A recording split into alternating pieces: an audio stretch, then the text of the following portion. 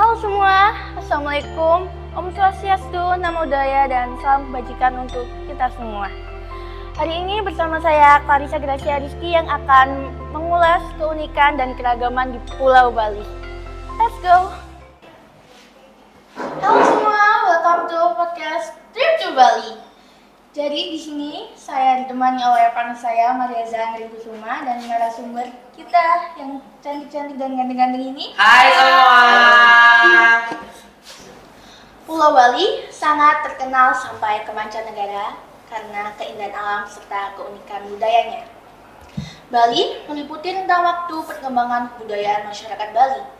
Sejarah Bali menjadi begitu unik dan khas karena didukung oleh sikap warganya yang memberikan perhatian khusus terhadap peninggalan leluhurnya. Kepercayaan terhadap leluhur menjadikan perhatian terhadap peninggalan sejarah begitu tinggi di Bali. Bali ini tidak pernah sepi dari kunjungan turis lokal maupun mancanegara yang ingin menikmati keindahan alam sehari berlibur. Nah, kalau tempat wisata di Pulau Bali yang alamnya mempesona, pasti kalian sudah sangat tahu, seperti Tanah Lot, Bedugul, Jimbaran, Pantai Kuta, Kintamani, dan masih banyak lagi. Saat ini kita akan membahas destinasi wisata yang terkenal sebagai desa terbersih di dunia. Juga terkenal dengan keunikannya, yaitu Desa Panglipuran. Panglipuran terkenal dengan adanya yang unik serta memiliki frekuensi perayaan keragaman yang sangat tinggi. Kami saat ini bersama para narasumber yang akan memberi gambaran tentang keunikan Bali. Di sini ada pemangku adat dari Bali. Sebelumnya bisa perkenalan dulu ke penonton. Perkenalkan, nama saya Setia Rahmat Maulana, bisa disebut Blistia. Wih, Rajang Semang, Blistia. Langsung saja pada pertanyaan pertama, kegiatan ada di daerah sini bagaimana pelaksanaannya ya, Bli? Desa Panglipuran, desa yang mengadakan acara adatnya sendiri yang disebut ngerebek atau ngelawang. Biasanya dilakukan 3 hari dalam setahun. Dilaksanakan salah satunya Hari Raya Galungan atau Buddha Kliwon Pahang. Perayaan dilakukan dengan membawa barong sakral yang disimpan di dalam pura. Penataran desa menuju setiap rumah-rumah penduduk.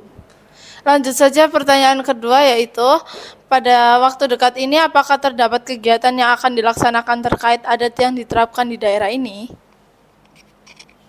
Panglipuran Flag Festival.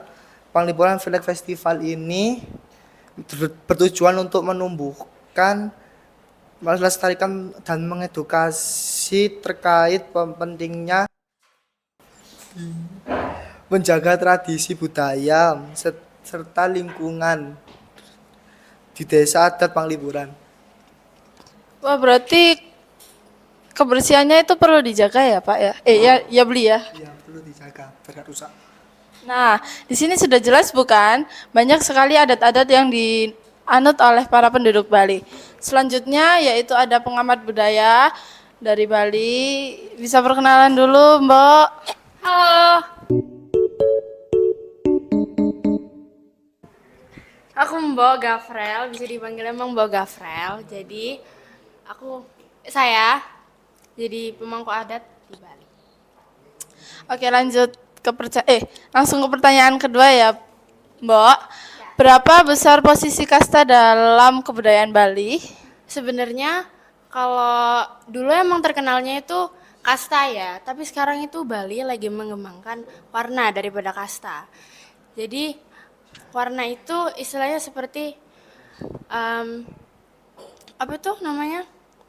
Kayak individual dari skill individual tiap orang. Jadi itu bukan antara dia itu gara-gara Brahman jadi dia tuh jadi pemimpin, terus dia tuh misalnya kayak jadi bupati atau jadi apa itu harus satria, itu tuh nggak harus.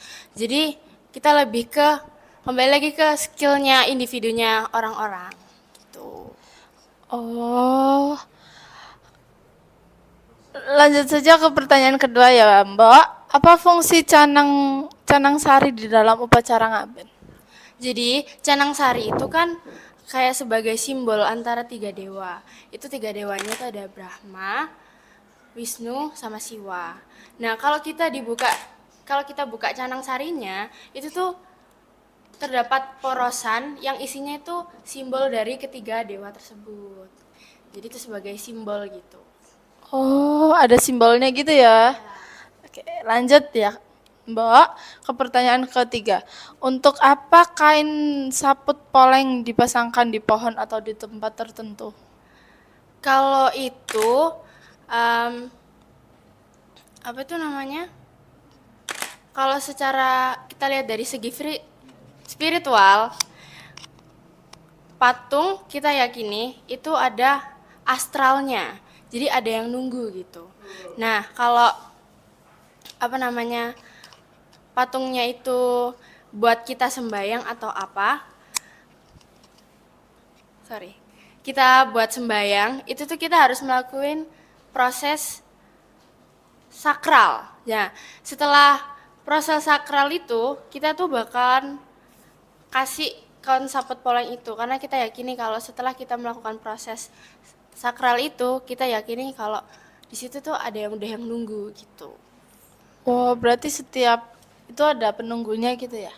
Nggak setiap, Oh. tertentu kalau ada yang proses sakral. Kalau buat sembahyang. Lanjut aja ke narasumber ketiga yaitu penari. Halo semua, perkenalkan nama aku Marvin Etes Lambang, biasa disebut sebagai Beli Marvin. Di sini aku sebagai penari tari barong. Lajeng Semang Bli. Lajeng Semang. Oke, pertanyaan pertama, mengapa Bapak tertarik untuk menari barong? Oke, jadi saya ini sudah tertarik untuk menari ini sejak dari kelas 2 SD.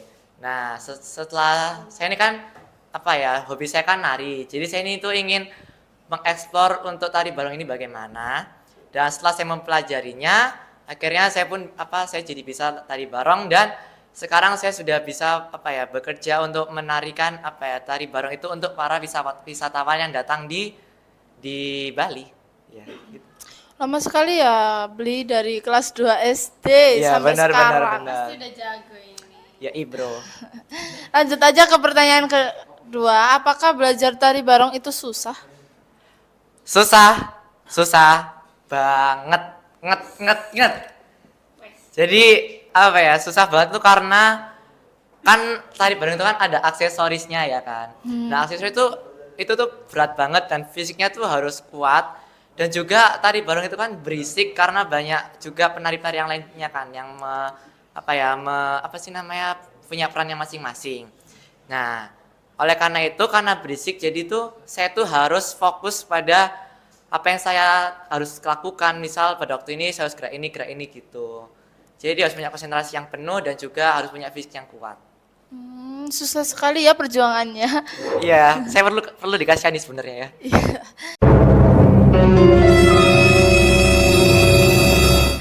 Lanjut saja ke pertanyaan ketiga, apakah ada cerita di balik tari barong atau hanya ditarikan saja tanpa ada sesuatu hal? Oke, kalau tari barongnya sendiri, kalau yang biasa ditarikan di pura itu nggak ada ceritanya, itu hanya ditarikan saja sebagai spiritualitas. Tapi kalau untuk yang wisatawan alias yang komersil, itu yang tadi barusan saya tarikan itu ada ceritanya. Itu saya terinspirasi dari cerita Mahabharata. Itu menceritakan tentang kebaikan dan keburukan dari si orang-orang yang lain. Misal, kalau misalnya kita melakukan kebaikan, kita akan mendapatkan kebaikan juga di masa yang akan datang. Tapi jika kita melakukan keburukan, maka nanti pada saat masa akan datangnya kita akan juga mengalami keburukan yang sama. Begitu. Apakah Anda sudah paham? Wait a minute. Who are you? Jadi ada artinya gitu ya? Ya, benar. Oke. Benar. Tapi untuk nggak semuanya ya. Kalau yang di pura itu nggak ada. Oh, oke. Sekian dari sesi pertama. Stay tune ke sesi kedua. Dadah. Bye. Halo semua, kembali lagi dengan saya dan partner saya Maria Zanggring Kusuma dan narasumber-narasumber kita yang baru. cantik-cantik dan ganteng-ganteng juga nih. Di sesi kedua.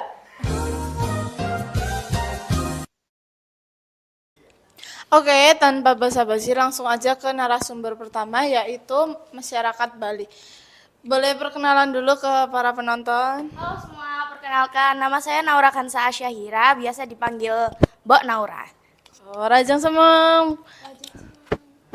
Oke, langsung aja ke pertanyaan pertama. Bagaimana mata pencarian masyarakat Bali? Pastinya di Bali kan juga terkenal sama beberapa objek wisata. Nah, juga ada pedagang, terus pasti juga di dekat-dekat pantai ada nelayan juga. Dan beberapa ada petani, berkebun, dan berternak. Wah, banyak sekali ya.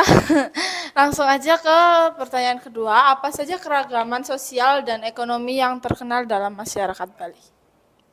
Pastinya juga ada keragaman suku budaya, bahasa, tarian, dan baju tradisional atau pakaian adatnya gitu. Terus untuk keragaman ekonominya pastinya seperti di mata pencaharian tadi, ada pedagang, ada berkebun, ada berternak, dan masih banyak lagi pastinya. Banyak banget dia. Langsung aja ke pertanyaan ketiga. Apa saja upacara keagamaan yang ada di masyarakat Bali? Pasti kalian semua udah tahu kan, yang terkenal itu adalah upacara ngaben. Nah, selain itu ada upacara melasti, ada upacara galungan, ngerupuk, dan masih banyak lagi yang biasanya terkenal di Bali dan dilakukan oleh masyarakat Bali. Wow, banyak banget dia di masyarakat Bali itu. Nah, langsung aja ke narasumber kedua yaitu pengamat sosial. Bisa perkenalan dulu, Mbak? Halo semuanya, perkenalkan nama saya Vanessa Putraina, biasa dipanggil Mbak Vanessa. Rajang Semang, Mbak Vanessa. Ajeng Seman. Langsung aja ke pertanyaan pertama. Bagaimana kehidupan sosial di masyarakat di Bali? Kehidupan sosial masyarakat di Bali dan sekitarnya sangatlah terpengaruh oleh agama Hindu. Dan tempat suci di sana adalah candi. Tetapi semenjak berdirinya kerajaan Gelsel dan Kelungkung, tempat suci candi sudah tidak dipakai dan sudah tergantikan alias sudah dihapus. Dan sekarang sebagai gantinya akan dibuatkan kuil bangunan yang biasa kita sebut sebagai pura. Nah, sebelum itu kira-kira masyarakat Bali menganut agama Hindu saja atau ada agama lain? Pastinya ada, cuman di sana lebih mayoritas ke agama Hindu. Oh, oke, langsung aja ke pertanyaan kedua. Bagaimana keadaan ekonomi di Bali, terutama di bagian daerah Panglipuran? Nah, keadaan ekonomi di Bali sudah sangat meningkat sekali, apalagi terutama di desa Panglipuran. Dan setelah terjadinya pandemi COVID-19 yang lalu,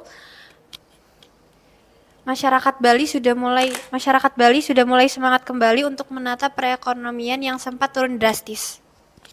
Terima kasih Mbak Vanes. Oke, langsung aja ke narasumber ketiga. Ada tokoh agama. Bisa perkenalan dulu. Perkenalkan, nama saya Arafi Faswayuti, bisa dipanggil Privawas. Rajang Semang, Uli Fawas. Rajeng Semeng. Oke, pertanyaan pertama, bagaimana konsep toleransi antar umat beragama yang ideal menurut Bli Fawas? Menganut prinsip keselarasan antar umat untuk menciptakan hubungan yang harmonis, kedamaian dan kesejahteraan. Oke, langsung ke pertanyaan kedua, menurut Bapak apa yang menjadi penyebab utama rasa kebencian yang timbul dan rasa saling tidak percaya antar umat beragama? Perbedaan pendirian dan keyakinan orang perorangan telah menyebabkan konflik antar individu. Aja ke sesi ketiga.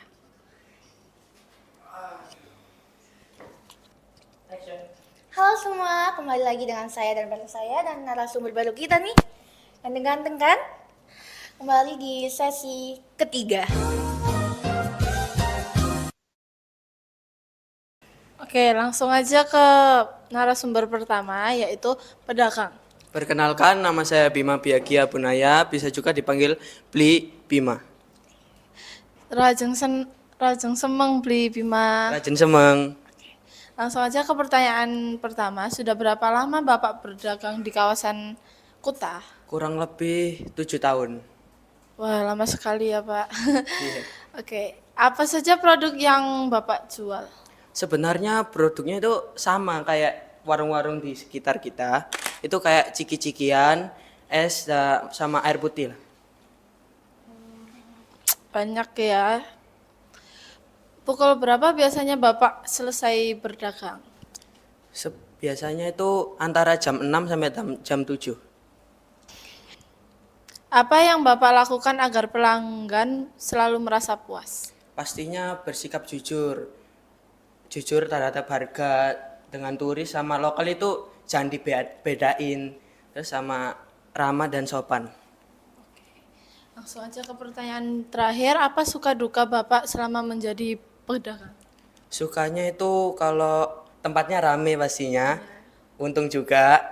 Kalau dukanya itu banyak saingan lah, yang jualannya itu sama. Dah. Wah, ternyata ada dukanya ya menjadi pedagang di Bali. Iya benar sekali, saya kira banyak pelanggan dari mancanegara penjualnya selalu laris, ternyata tidak seperti yang dibayangkan. Nah, kita di sini mendatangkan turis juga loh. Wah, dari mana nih? Nah, itu langsung aja kita tanyain. Good afternoon, Mister. Good afternoon everyone. Good afternoon Mr. Bima. Okay, let's get straight to some question. What is your name? My name is Raka. Nice to Hello. meet you. Nice to meet you too. Where did you come from? I come from Canada. How do you think about Bali? My opinion about Bali. Bali is a beautiful and exotic island. Bali has a pretty lovely scenery, and Bali has a perfect place to make my skin become black. I'm looking forward visit Bali someday. What is your favorite food in Indonesia? My favorite food in Bali, I love ayam betutu because the chicken is perfect, and also I love sate lilit because the beef and the seasoning is very good. How long have you been in Bali? I have been in Bali for a long time, and I will come back to Bali because the place is very beautiful and I love it. Thank you, Mr. Raka. Yeah, you're welcome. Authenticity is an ancient value kept alive by the people of Bali. The populace has a reputation in the world for paying special attention to preserving traditional philosophies and ways of life in the face of modernization and global tourism. Cultural villages are district village, characterized by houses that strictly adhere to traditional architecture, and the inhabitants usually perform more rituals and other social activities related to the religion compared to the average model individual. This kind of village often attract visitors who are curious about the lifestyles of our generations. Although the local inhabitants have little interest in capitalizing on the potential for tourists. Assalamualaikum warahmatullahi wabarakatuh. See you next time. Bye-bye. Nah, begitu tadi sedikit cuplikan dari podcast kami. Kami ucapkan terima kasih yang sebesar-besarnya kepada semua rekan-rekan kami yang membantu kami menyukseskan podcast hari ini. Dan terima kasih juga kepada Bapak Juan yang telah membantu kita dalam sisi kamera dan editing nanti. Nah, sekian dari podcast kelompok kami, yaitu kelompok 3 yang berjudul Trip to Bali. Sekian dan terima kasih. Terima kasih. Dadah. Now the sunshine brings the light. Don't forget to like, comment, and subscribe.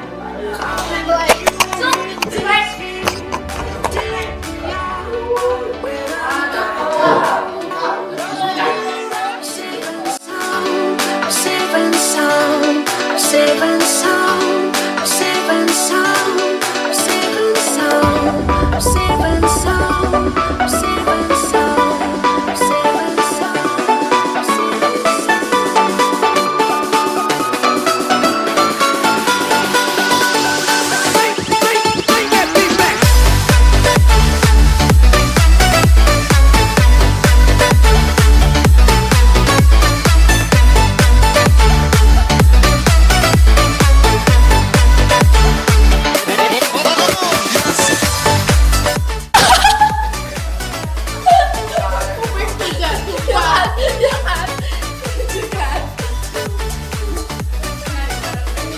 Halo semua.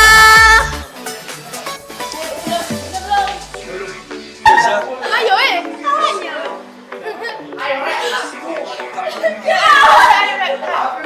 Loh, yang apa aku terus itu? Sakaratmu capan itu enggak kata. Ya udah apa namanya? Kayak doh.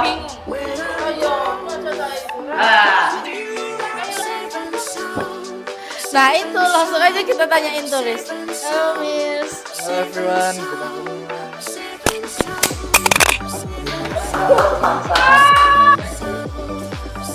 Sekian podcast dari kelompok kami, yaitu kelompok 3. Terima kasih.